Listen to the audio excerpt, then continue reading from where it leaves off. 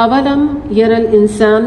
انا خلقناہ من نطفۃ فاذا هو خصیم مبین، کیا انسان دیکھتا نہیں کہ ہم نے اسے نطفے سے پیدا کیا اور پھر وہ سرے جھگڑالو بن کر کھڑا ہو گیا؟ اب وہ ہم پر مثالیں چسپاں کرتا ہے اور اپنی پیدائش کو بھول جاتا ہے، کہتا ہے کہ کون ان ہڈیوں کو زندہ کرے گا جبکہ وہ بوسیدہ ہو چکی ہوں؟ ان سے کہہ دیجئے انہیں وہی زندہ کرے گا جس سے پہلے انہیں پیدا کیا تھا، اور وہ تخلیق کا ہر کام جانتا ہے۔ یہاں پہ جو ذکر آ رہا ہے اس کے بارے میں ابن عباس، قتادہ، سعید بن جبیر کی روایات سے ہمیں معلوم ہوتا ہے کہ اس موقع پر کفار مکہ کے سرداروں میں سے ایک شخص قبرستان میں سے کسی مردے کی ایک بوسیدہ ہڈی لیے ہوئے آ گیا اور اس نے نبی کریم صلی اللہ علیہ وسلم کے سامنے اسے توڑ کر اس کے منتشر اجزاء کو ہوا میں اڑا کر آپ صلی اللہ علیہ وسلم سے کہا، اے محمد صلی اللہ علیہ وسلم، تم کہتے ہو کہ مردے پھر زندہ کر کے اٹھائے جائیں گے، بتاؤ ان بوسیدہ ہڈیوں کو کون زندہ کرے گا؟ اس کا جواب فوراً ان آیات میں اس صورت میں دے دیا گیا۔ تو یہ اس آیت کا ہسٹوریکل بیک گراؤنڈ ہے کہ اللہ تعالیٰ یہاں فرما رہے ہیں کہ تم چیز کیا ہو؟ تمہیں تو ہم نے ایک نطفے سے جو کہ ایک کوئی حقیر ایک ماں ہے، ایک پانی ہے، اس سے تمہیں پیدا کیا، اور تم آج کھڑے ہو کے اللہ کے منہ کو آتے ہو، نعوذ باللہ۔ آج آپ دیکھیے کہ کیا کفار کا یہ کہنا کہ how can this be possible, اور کیا یہ مسلمانوں کا جو کہ مجرم کی شکل میں اللہ کے سامنے پیش کیے جائیں گے ان کا یہ کہنا کہ how can this be possible, ہم نے تو نہیں قرآن میں کہیں دیکھا کہ شراب حرام ہے۔ تو کل قیامت میں یہ کہنا بڑا مہنگا پڑے گا۔ کہتے ہیں کہ اللہ کو کہ پروف کر کے دکھاؤ، کفار بھی یہ کہا کرتے تھے، اور آج مسلمان یہ کہتے نہیں ہیں، لیکن اللہ کے احکامات کا مذاق اڑانا ایسے ہی ہے کہ اللہ کے احکامات کو یہ شو کرنا کہ اس کے بارے میں کویسچن کرنا کہ ایسا اور ایسا کیوں ہے، قرآن میں یہ اور یہ کیوں کہا گیا، یعنی کہ ایسا لگتا ہے کہ جیسے کہ نعوذ باللہ اللہ تعالیٰ کیا آ کے آپ کو ایکسپلین کرے اپنے احکامات۔ قرآن آپ کے لیے کافی نہیں ہے، نبی کریم صلی اللہ علیہ وسلم کی بعثت آپ کے لیے کافی نہیں ہے کہ جو اللہ تعالیٰ نے ایک طریقہ کار رکھا اور نبی کریم صلی اللہ علیہ وسلم کی بعثت اس دنیا میں کی اور ان کے اوپر اپنا کلام اتار دیا اور انہوں نے ہم تک بات پہنچا دی کہ یہ سب ذرائع کافی نہیں ہیں تمہارے لیے؟ تو ایسی ہی آج اسلام کے خلاف، قرآن کے خلاف باتیں چنی جاتی ہیں۔ ڈاکٹر کیمبل کے بارے میں آتا ہے کہ یہ ایک بہت بڑا ڈاکٹر ہے، اس نے قرآن کے اوپر مختلف اعتراضات کر کے مقالہ لکھا۔ قرآن اور سائنس میں یہ یعنی ایک طرح سے کلیش ہے، اور یہ بہت سارے ڈیفیکٹس اس نے، مطلب بہت تو نہیں میں کہوں گی، کچھ ڈیفیکٹس اس نے نکالے۔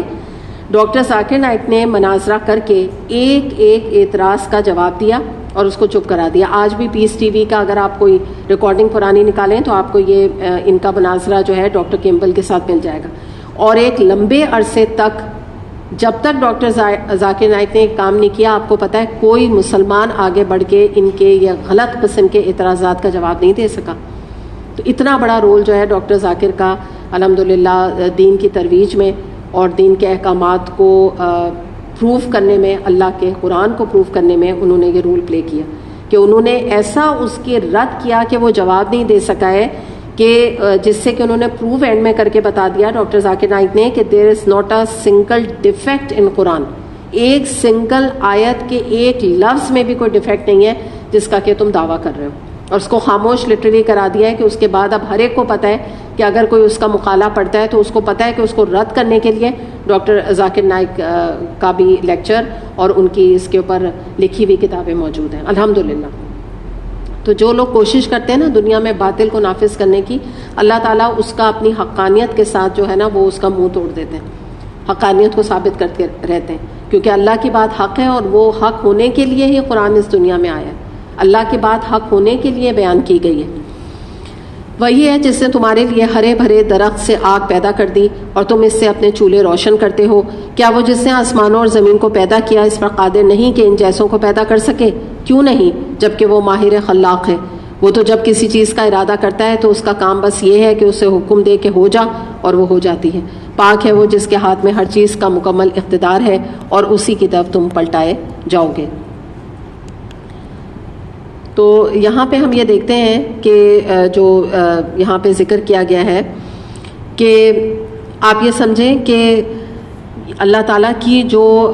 حقیقت ہے یہاں پہ جو کبریائی ہے یا آپ کہہ لیجیے اللہ کی قدرت ہے، وہ یہ ہے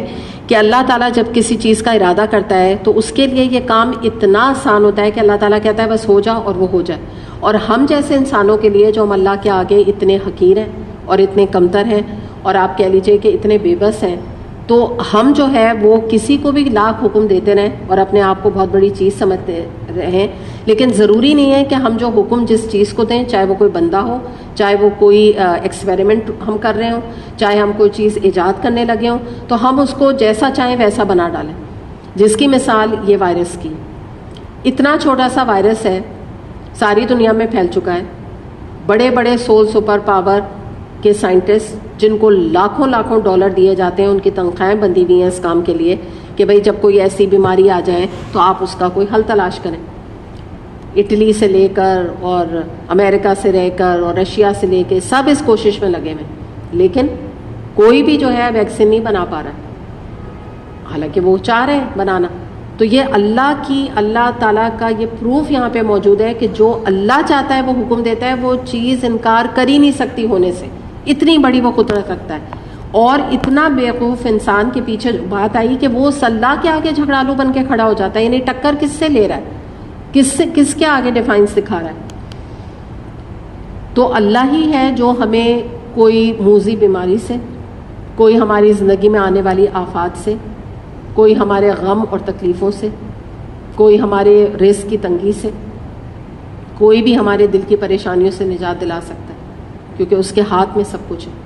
تو اللہ کی صفت کا بھی واسطہ دے کے آپ اللہ سے دعا کر سکتے ہیں کہ اللہ تعالیٰ تیرا معاملہ تو یہ ہے، کن فیکون، تو کہتا ہے تو وہ چیز ہو جاتی ہے. تو اللہ تعالیٰ آپ کی جو صفت کے واسطے اللہ تعالیٰ یہ جو وبا ہے، اور واقعی ہم اللہ سے دعا بھی واقعی اس وقت کر لیتے ہیں کہ اللہ تعالیٰ اس صفت کے واسطے سے اللہ تعالیٰ تو ہماری جو یہ پریشانیاں ہیں، ہمارے دکھ ہیں، ہمارے تکلیفیں، ہمارے کتنے مسلمان بھائی اور بہنیں اس میں مبتلا ہیں، اللہ تعالیٰ ان کی اس تکلیف کو دور کر دے. اور نہ صرف یہ کہ ہمارے کراچی، پاکستان، تمام دنیا کے مسلمانوں پہ خاص رحم فرما کے پورے دنیا سے اس وبا کا خاتمہ کر دے. خاص طور پہ عمرہ اور حج انشاءاللہ تعالیٰ دوبارہ شروع ہو جائے اور اللہ تعالیٰ ہم دوبارہ سے سکون کی زندگی کی طرف آ جائیں، اور دوبارہ سے جب ہم اس زندگی پر آئیں تو ہم پہلے سے بہتر انسان بنے ہوئے. آج ہمارا آج ہے اور ہمارا آنے والا کل ہے، فیوچر، وہ ہمارے پاس سے بہت ریفائنڈ ہو، بہت بہتر ہو، بہت حد تک ہمارا تزکیہ ہو چکا ہو. تو اللہ تعالیٰ ہم تیری اس صفت کا واسطہ دے کے تجھ سے التجا کرتے ہیں کہ اللہ تعالیٰ ہم پر سے آزمائش ہٹا دے، اللہ تعالیٰ ہم پر سے اس بیماری کو دور کر دے، اللہ تعالیٰ ہم پہ رحم فرما دے. ہم تجھی پہ توکل کرتے ہیں، تجھی پہ بھروسہ رکھتے ہیں، تجھ سے ہی محبت کرتے ہیں، تیرے آگے ہی بچتے ہیں، تیرے آگے ہی سجدہ کرتے ہیں. ہم تیرے آگے کسی کا سجدہ نہیں کرتے، ہم کوئی شرک نہیں کرتے اللہ تعالیٰ. تو ہمیں تو اس بیماری سے نجات دلا دے. آمین یا رب العالمین. وآخر دعوانا الحمد للہ رب العالمین. سبحانک اللہم و بحمدک، اشہد ان لا الہ الا انت، استغفرک و اتوب الیک. السلام